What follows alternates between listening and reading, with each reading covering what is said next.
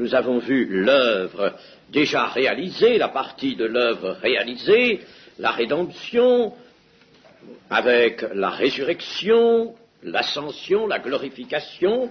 Nous avons vu déjà Jésus entrer dans ce ministère merveilleux qu'il ne faut jamais perdre de vue, de chef de l'Église, et nous devons le voir maintenant au terme de cette dispensation, c'est-à-dire au terme du temps de la patience de Dieu, au moment où l'œuvre va se diriger vers son achèvement. Il faut voir quelle sera alors l'œuvre de Jésus-Christ. Eh bien, l'œuvre de Jésus-Christ, d'abord, se manifeste à la fin de ce temps par un mot, une promesse: je reviendrai. Nous allons lire dans Jean 14, que votre cœur ne se trouble point, croyez en Dieu et croyez en moi, il y a plusieurs demeures dans la maison de mon Père, si cela n'était pas, je vous l'aurais dit, je vais vous préparer une place, et lorsque je m'en serai allé et que je vous aurai préparé une place, je reviendrai et je vous prendrai avec moi, afin que là où je suis, vous y soyez aussi. Vous savez où je vais et vous en savez le chemin. Il y a certains passages dans les paroles du Seigneur que l'on peut appliquer à son retour en forme d'esprit. Par exemple, n'est-ce pas, l'effusion du Saint-Esprit lors de la Pentecôte. Il partait, c'était l'ascension, mais il allait être à nouveau en eux. À ce moment-là, vous saurez que je suis en vous. Alors, ça c'était, si vous voulez, un retour de Jésus-Christ, mais en forme d'esprit, habitant dans le monde en forme d'esprit et habitant dans la personne de ses rachetés. Mais là, ici, il n'y a pas de doute, n'est-ce pas? Je reviendrai et je vous prendrai avec moi. Donc, je vais vous enlever, vous aussi, de la terre. Donc ça, il s'agit bien d'un retour à la fin des temps. Jésus donc reviendra, les passages sont nombreux, je ne veux pas en faire la revue maintenant, ils sont nombreux dans le Nouveau Testament, tous les passages, soit dans les paroles mêmes du Seigneur, soit dans les épîtres, soit alors l'Apocalypse, évidemment, qui est le livre par excellence du retour de Jésus, passage qui nous apporte, nous renouvelle cette promesse du retour de Jésus-Christ. Mais ce n'est pas ce qu'on appelle là l'eschatologie, ce n'est pas d'étude si simple qu'on le croit généralement.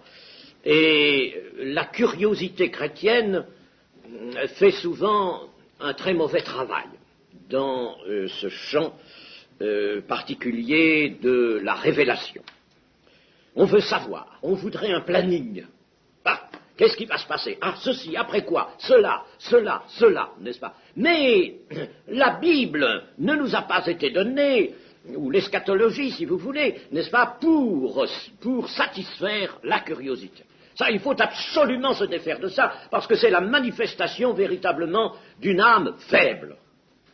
D'une foi qui n'est pas affermie, d'une foi qui n'est pas associée véritablement à une soif ardente. La révélation sur l'œuvre à venir de Jésus-Christ, et notamment sur son retour, cette révélation a pour but de nourrir l'espérance, d'apporter au chrétien une consolation d'esprit et de lui permettre de vivre dans l'attente. Cela n'a pas pour but de lui donner un calendrier des événements à venir. Et tous ceux qui ont tenté d'établir un calendrier, n'est-ce pas, sont entrés eux-mêmes dans un concert de discussion, et c'est excessivement mauvais, ça prouve bien qu'on est sorti d'ailleurs de la révélation, excessivement mauvais dans l'Église, n'est-ce pas, d'opposer une doctrine à l'autre. S'il y a plusieurs doctrines, c'est qu'on a débordé, bien entendu, l'Écriture elle-même et sa révélation. Ce n'est pas donc aussi simple que cela, c'est même, n'est-ce pas, on peut dire, une matière très difficile, il faut l'étudier avec beaucoup d'attention et rester dans l'esprit de la foi. D'abord, il est très difficile dans les écrits du Nouveau Testament de distinguer l'enlèvement des élus de la parousie proprement dite à la fin des jugements. La parousie qui sera le retour en gloire de Jésus, n'est-ce pas? Parousie vient du mot grec parousia, qui est généralement dans les Écritures est traduit par avènement, l'avènement, alors que épiphanéia, c'est l'apparition, épiphanie, c'est l'apparition surnaturelle de quelqu'un, n'est-ce pas? La parousia ou la parousie, en français, c'est la venue d'un roi, la venue attendue d'un roi à laquelle ses sujets se préparent. Un roi va venir, va faire son entrée glorieuse, pas une entrée discrète, une entrée glorieuse, alors tous ceux qui l'attendent se préparent à cela. Voilà ce qu'est la parousia. Eh bien, je disais que c'est difficile de distinguer l'enlèvement des élus de la parousie proprement dite. Le retour, il nous en est parlé du retour, le Seigneur Jésus parle de son retour, très nettement, très ouvertement, mais dans les paroles du Seigneur, il est extrêmement difficile de distinguer deux plans, celui de l'enlèvement de l'Église et celui de la parousie proprement dite à la fin des jugements. Alors, le retour nous est présenté en somme comme un événement unique. Il est même parlé du jour du Seigneur. Alors, le jour du Seigneur, ce n'est pas un jour de 24 heures, nous sommes obligés de le considérer comme une période, une courte période, n'est-ce pas, qui aura lieu, qui se situera à la fin des temps. Mais le retour lui-même, dans son principe, c'est la rédemption finale. Le retour, c'est, du côté des élus, la rédemption finale avec résurrection, la rédemption du corps, n'est-ce pas, Paul a distingué la rédemption de l'âme de la rédemption du corps. Et c'est la manifestation glorieuse du royaume de Dieu. Deux choses, donc, dans le retour, n'est-ce pas, rédemption finale avec résurrection. La rédemption finale exige la rédemption du corps, donc la résurrection, et puis la manifestation du royaume de Dieu. Voilà, n'est-ce pas, les deux grandes raisons du retour de Jésus. La foi, l'espérance, le témoignage et l'action de l'Église, tout converge vers l'instauration du royaume de Dieu, dont Jésus a parlé, dont il a fait le but, dont il a fait le thème de la prédication, la première prédication de l'Évangile. Jean-Baptiste l'avait d'ailleurs précédé en cela. Repentez-vous car le royaume de Dieu est proche. Ça veut dire à ce moment-là, surtout, il est accessible. On va y entrer. Vous allez y entrer. Repentez-vous. L'espérance de l'Église est une espérance concrète et concise. Et l'attente des chrétiens, c'est l'attente du retour du Seigneur Jésus-Christ. Espérance concrète et concise que l'on a détruit, évidemment, dans la théologie, dans le cours des âges. Les églises traditionnelles ont en général complètement voilé, sinon complètement supprimé, ce concret du retour du Seigneur Jésus en imaginant toutes sortes d'interprétations factices. La suppression du concret dans l'espérance chrétienne a eu des conséquences fâcheuses, bien sûr, et excessivement graves. Et elle en a eu de notre temps encore. Il était question, il a été question hier soir de ce goût particulier que l'Occident manifeste aujourd'hui à l'égard des choses de l'Orient. Nous ne sommes pas surpris de cela, puisque la Bible, Ésaïe, le prophète Ésaïe, nous l'a annoncé il y a bien longtemps.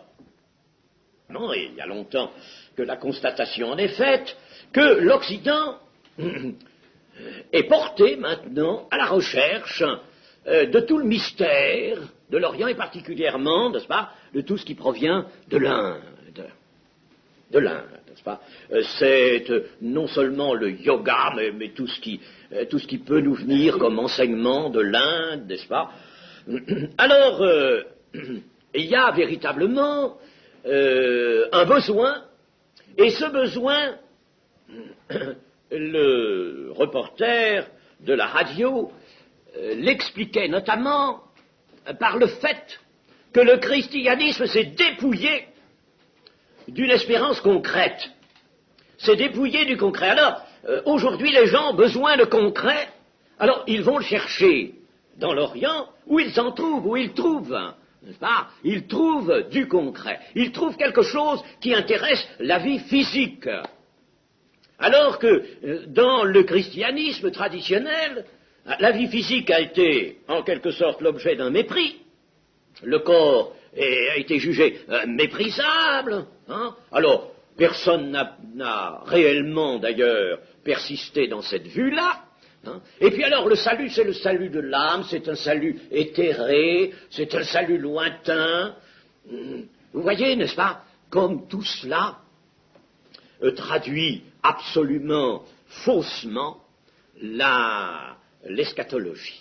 Et alors, n'est-ce pas, l'homme est l'homme, l'homme, lui, ici sur cette terre, est esprit, âme et corps, et il lui est difficile de savoir que son bonheur n'intéressera que la partie tout à fait immatérielle de son être, là-haut, dans le ciel, dans des circonstances qu'il est impossible de se représenter. Hein. Alors les gens se sont détachés de tout cela. On a conservé du christianisme que ce qui pouvait, mettons, servir au ras de la terre. Et puis enfin, beaucoup n'est-ce pas, dans l'époque moderne, on a abandonné complètement tout ça. Vous voyez que ça a été donc un grand dommage causé à la fois que la suppression ou la modification de l'espérance eschatologique telle qu'elle est révélée par l'Écriture et qui est une espérance concrète. Le retour du Seigneur Jésus, c'est un retour corporel. Le Seigneur Jésus revient avec le corps qu'il avait lorsqu'il est monté. Déjà là, n'est-ce pas, nous touchons le concret. Ça ne veut pas dire que ce concret, n'est-ce pas, exclut le spirituel. Au contraire, c'est ça, n'est-ce pas, que l'on ne comprend plus. Quand il s'agit de quelque chose de concret, de matériel, alors on semble considérer qu'il n'y a plus rien de spirituel du fait que c'est matériel. On a, n'est-ce pas, opposé le spirituel et le matériel. Alors tout ce qui est spirituel doit être absolument dématérialisé. C'est absolument faux. Absolument faux. Il faut que nous, chrétiens évangéliques, n'est-ce pas, nous revenions à une autre conception que cela, à la saine conception, à la saine doctrine de Jésus-Christ, n'est-ce pas? Le Seigneur revenant, mais le Seigneur sera quand même le Seigneur l'Esprit, quand même quand il reviendra avec son corps. Et nous, quand nous aurons un corps, ce corps sera appelé céleste et spirituel, il sera 100% spirituel, sans être pour autant dématérialisé, comme le voudraient d'aucuns. Alors, vous voyez, comme il faut que nous nous débarrassions de ce qu'une certaine éducation religieuse a pu nous léguer. l'œuvre médiatrice de Jésus-Christ ne peut pas arriver à son achèvement, à un point d'achèvement. Pendant le temps de la patience de Dieu, le temps donc de l'Église, la vie nouvelle est cachée. Elle est cachée. Nous l'avons déjà dit, n'est-ce pas, la vie nouvelle est cachée. Elle ne se manifeste que par les œuvres. Que le monde voie vos bonnes œuvres, afin qu'il croie. Elle ne se manifeste que par les bonnes œuvres, les vraies bonnes œuvres, n'est-ce pas? C'est-à-dire celles qui sont l'attestation d'une foi réelle, n'est-ce pas?